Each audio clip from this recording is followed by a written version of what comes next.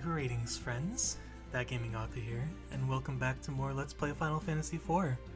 In the last episode, we went our way through that underwater, or not underwater rather, but the waterway, I suppose, between the desert oasis of Kaipo and the desert kingdom of Damcyan, to which we saw was immediately destroyed. So, yeah, fun times all around. As you can see, I've done some work off camera. I did some grinding. I wanted to get Edward up levels a little bit. My initial goal was to get him up to level 15, but I saw how much XP he needed for that, and how little XP the enemies here give, so I thought, you know what, nah, I'm not gonna do that. But there is something here we haven't done yet. So first, before we do the deed I want to show you, I want to show you why I make this another grinding spot. If you remember, there was a guard by the stairs here that mentioned the healing pots above. So, there's one right here. You select it, and it recovers your MP. But where do you recover HP, you might ask? Well, that goes a little something like, yeah. There we go. HP and status effects removed. We are the only survivors. Perhaps we should withdraw to Kaipo. Oh, whoops. If only we had a hovercraft to get us across the shallows to the west. Hovercraft. Now, that's something we got access to in the last episode, and we'll be using it this episode too. I had planned to head across Mount Hobbs to Fabul, but the trail is blocked by a thick wall of ice. Huh, okay. Interesting, so we might need to keep that in mind for the future. I wanted to show you guys that real quick. And there's one more thing here that is something you should do before leaving the region. So, if you notice, the game doesn't let us exit until we reach the square right in front of us. So, that means if we go immediately to the right, we'll find ourselves a nice little secret passage. I can't see. Who goes there? Don't let them take the treasure. Yeah, things are not looking up for the people of Damcyan. If there are any people left. We go in here, we'll find a couple of items for us. So, crossbow and feathered cap. I don't think we have anyone who can equip the crossbow yet. Oh, she can. Well, there's no point doing that. But, interesting thing of note for bows in this game, and I think this is the only Final Fantasy game that this applies to. I could be wrong if like maybe Final Fantasy III does it, but I don't think it does. You know what, that's actually something we can save for later. But just keep in mind that... geez, what am I trying to say? Keep in mind that bows work differently in this game than they do traditionally. My goodness, I am having trouble speaking.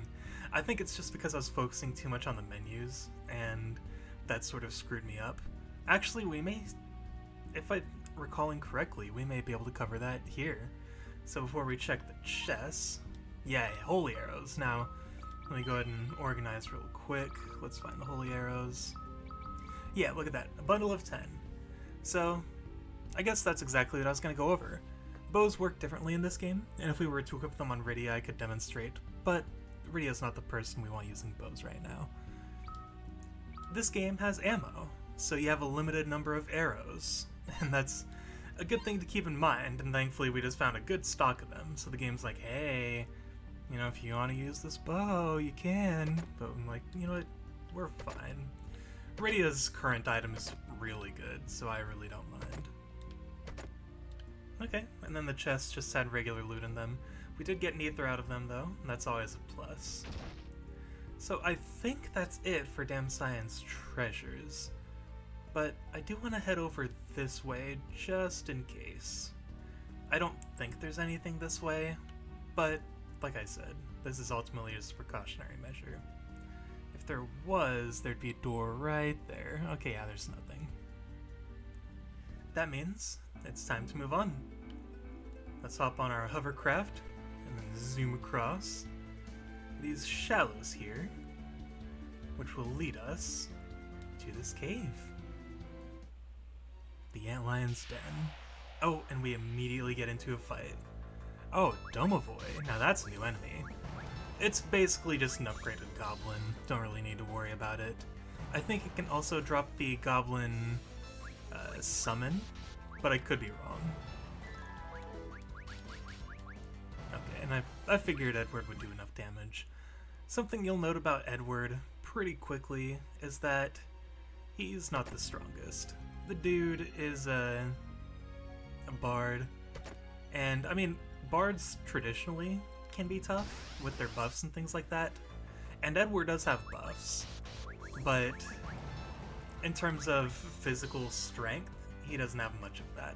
And that's why I wanted to do some grinding. I wanted him to get a bit of a head start, so that way he can hold his own, at least somewhat, while we start going through these dungeons.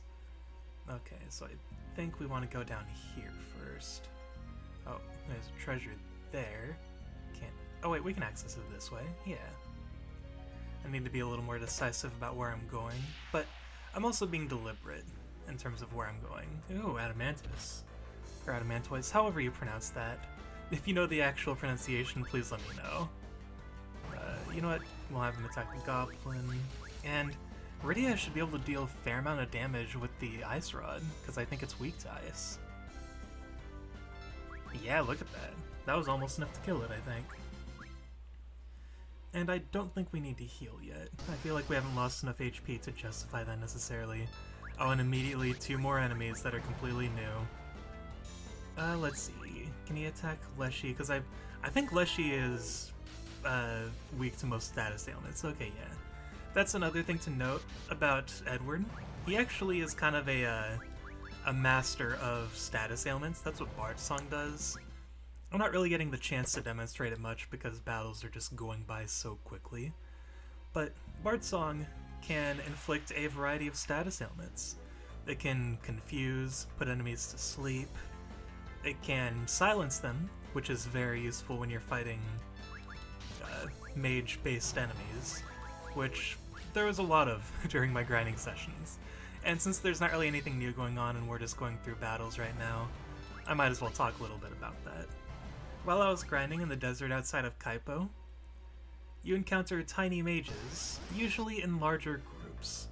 I think they just like larger groups because it allows them to hide behind all the rows so they can just throw their magic out with no consequence.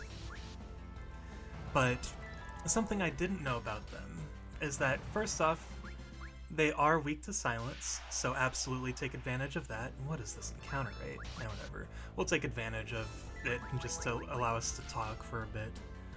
But, where was I going with it? Okay, yeah, Tiny Mage. So yeah, you can silence them, which is very helpful.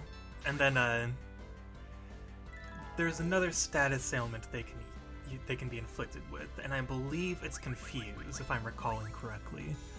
There were multiple times in which I'd use Confuse. And, by the way, with Bard Song, you can't control the status ailment that Edward inflicts on his enemies. It's completely random. But I use Bard Song, and it confuses a tiny mage. And traditionally what Confuse is supposed to do is make them attack a random target, whether that be you, or, more preferably, the enemy, or their allies. But that's not how it worked with tiny mages. Oh no, they decided to make it work in a rather fun way. Every time I'd use Confuse on a tiny mage, and I couldn't kill it, like immediately after, it would cast Death. Just the straight up instant death spell. And there is nothing else to it. That's just what they would do. And it... Oh, you know what? I should have had him target Leshy. Whatever. It would just cast instant death. And you want to know the kicker to it? It worked every time. I had so many freaking, like, KOs. Just level grinding. All I was doing was level grinding. And, like, my characters would just get knocked out. It was so annoying. But thankfully, we're out of that now. I actually did plan on doing a lot more grinding than I initially had. Yeah, I just wanted to check up here, just in case I missed something. I figured I didn't. But I wanted to get Cecil around level 20, I wanted to get Edward up to like level 16, and Rydia whatever, because she's already going to be very strong for pretty much a good chunk of the game. But after being hit with instant death spells multiple times, and them always working against me, I very quickly lost my patience with grinding. And on top of that, I also just had a lot of issues going on, like, personally, and that's why I stopped recording for so long. That's why you don't see any vlogs or anything being posted very recently. I did try posting a little bit, but, let's see, I think if they're the color of an element, that means they're weak to it. I could be wrong, but let's try this. So jellies, these are a new type of enemy. They resist most physical attacks, and okay, so yeah, they are weak to it. They resist most physical attacks, or I think all physical attacks. So magic is your friend when it comes to taking them out. And I believe the color correlates to what element they're weak to. So just something to keep in mind. Alright, and then let's see. I think Ice Rod should deal a fair amount of damage to the Basilisk. I could be wrong though. Oh, you know what? I am completely wrong. Basilisk can be kind of dangerous if I recall correctly, because I think they can petrify, which is not a fun status ailment. Being petrified is basically the equivalent of dying, and you don't want that. You can only cure petrification with Asuna or a gold needle. I couldn't think of the item name. I was too focused on that treasure we got, so I didn't really go over it. But here, Edward's last harp was able to inflict sleep. This one weaves a tempting melody, meaning it can confuse enemies. So hopefully we don't encounter any more tiny mages, because my goodness, those guys are really annoying when you inflict confuse on them. But I never really plan on having Edward attack them physically anyway. I only use Cecil to attack them, so that really shouldn't be a problem. Alright, Edward gained that level I was initially hoping to go for. Anyway, let's see here. I think, yeah, this leads to more treasure. Potion. And let me check this staircase. I think this actually leads to a save point. And I don't think there's anything else over here. Yeah. So yeah, if you want to save, you can, but since this is a Let's Play, we're not doing that. Let's just get our loot and get out. Phoenix down, Ether, an emergency exit. So emergency exit works like an escape rope in Pokemon, or a teleport stone in Bravely Default. I believe it automatically teleports you out of whatever dungeon you're in. So it's a very handy tool. Anyway, I completely lost my train of thought there. I forgot entirely what I was saying, but I figure that's okay. Oh, why did I have Rydia defend? Edward can't do jack. I was hoping he'd kill that goblin, but in hindsight, I figured Rydia could have killed that goblin herself. Alright, now let's just wipe those guys out, and we are good to go. And I know it's been a while since we checked the bestiary. We'll do it again eventually. But right now, my main concern is just kind of playing the game. Just kind of sort of focusing on it. Oh, it's confused. If it casts stone, I think it automatically kills itself. Okay, it's not gonna do it, but it's something that can happen. And I've seen happen in this very dungeon, actually. Also, what is this encounter rate, man? And why does Edward have such low accuracy? I need to check his stats after this, actually. Let me see just how weak this boy really is. Yeah, look at that, it's 2 misses in a row. Man, I got you a stronger weapon and everything. You should be doing great. Yeah, let's see his accuracy compared to Cecil's. So Cecil has an accuracy of 89. He has an accuracy of 93. Okay. To be fair, he is in the back row, so that probably isn't lending him any favors. Okay, nothing here.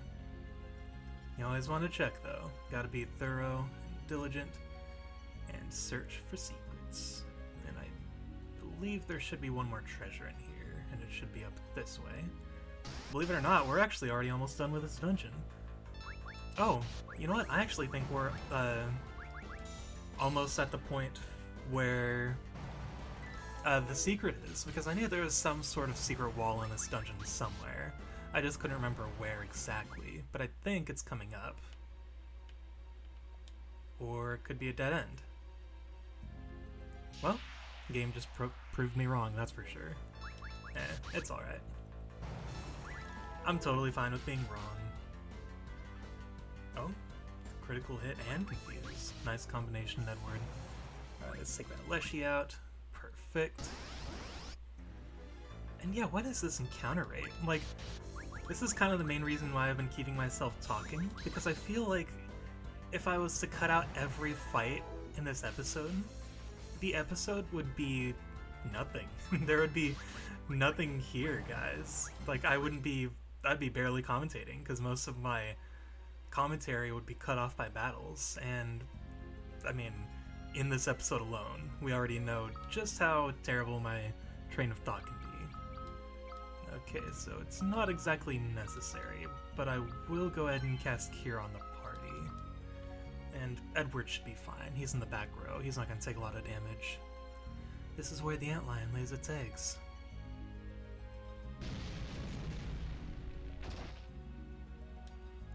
It's okay. Antlions are quite tame. They don't attack people. Here, I'll demonstrate by taking the sand pearl like so.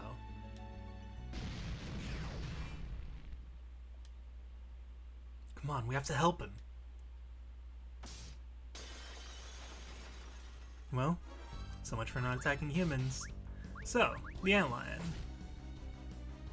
He counters every physical attack, if I recall correctly. So, yeah, that's a thing, and I don't think he can be put to sleep. But I thought I'd demonstrate Bard Song for you guys, so that way you can see what that does. I think this fight might be a good opportunity to show off his other abilities, so Hide will make him, well, hide for a little bit. And I believe that when he's in that state, he can't be attacked. So he's safe for basically as long as you want him to be. I think this ability is the reason why people don't like Edward very much, or why he has such a reputation of being weak, because he's portrayed as being a coward. And then we'll demonstrate Salve. Salve uses a healing item and splits it across the entire party. So it's very useful in terms of not only mass healing, but, like, I mean, not effective mass healing, but, I mean, hey, it's HP you're getting back. But it's also useful in just conserving resources. And with that, we've obtained the Sand Pearl. How could this happen? They've always been harmless creatures. Monsters are rapidly multiplying these days, and their behavior is changing as well. I can't help but feel this is some kind of sign. Come on, let's go cure Rosa. Right, let's go. Alright, with the Sand Pearl in tow. Next time on Dragon Ball Z. No, I'm totally kidding. We're gonna keep going. I'm actually going to, instead of using the emergency exit, I would rather use that for, well, emergencies. I'm just going to backtrack myself and cut this all out, so I will meet you guys back outside.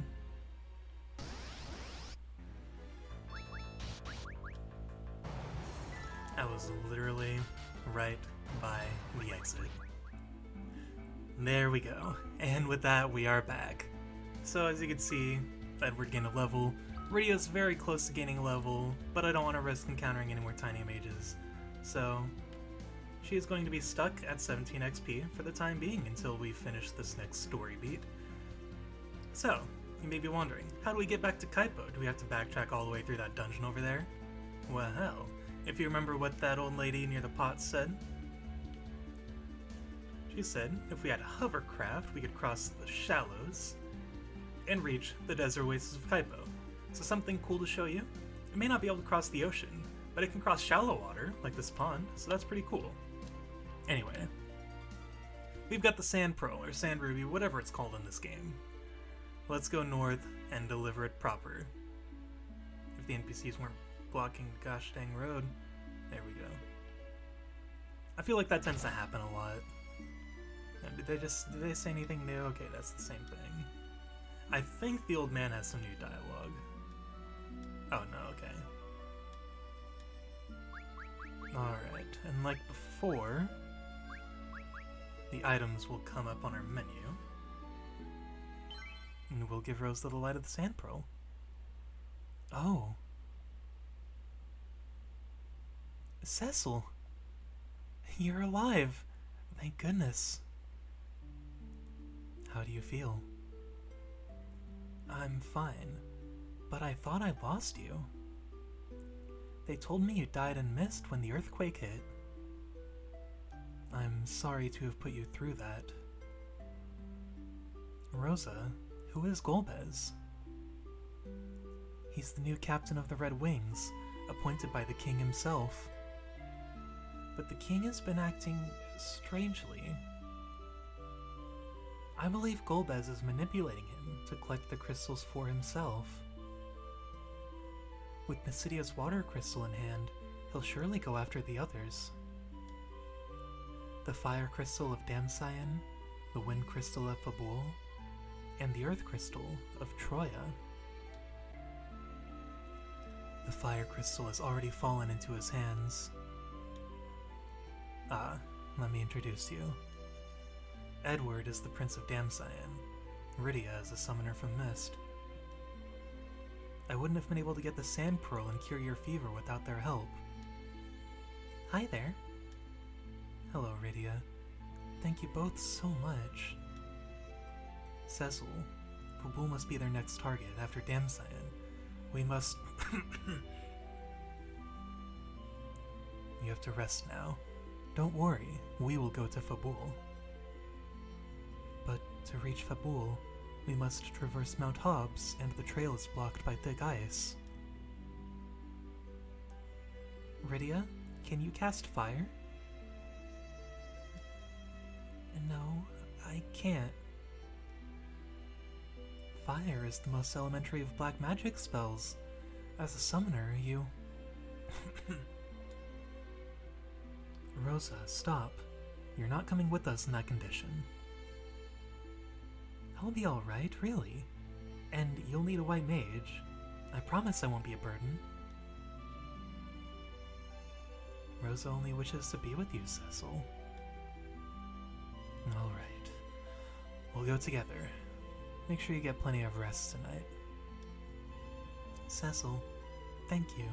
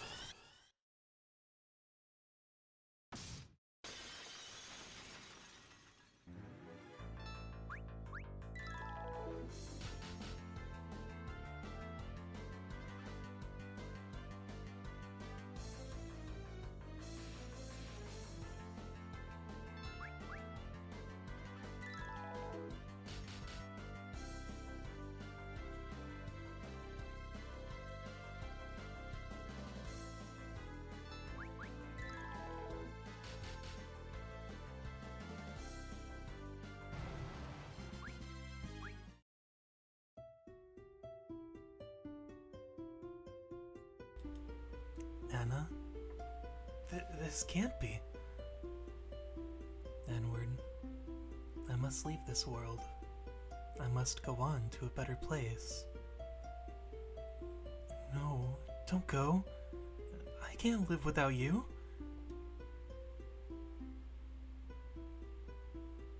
You mustn't let Golbez have the crystals. Fight for your people. Care for them as you did for me.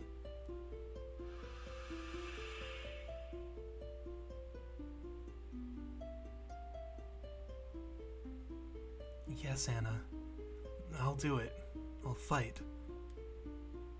But how can I stop him? I don't know what I should do.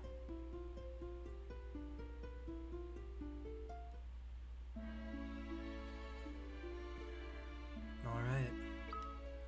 With that, we've officially got 4 party members. The most party members we've had since the beginning of the game. I think I'm going to leave it off there. Next time on Let's Play Final Fantasy IV, I will have I will have Rosa caught up in levels, and we'll likely start making our way towards Fabul, or at least Mount Hobbs, the location that's said to lead towards Fabul. I will see you guys then.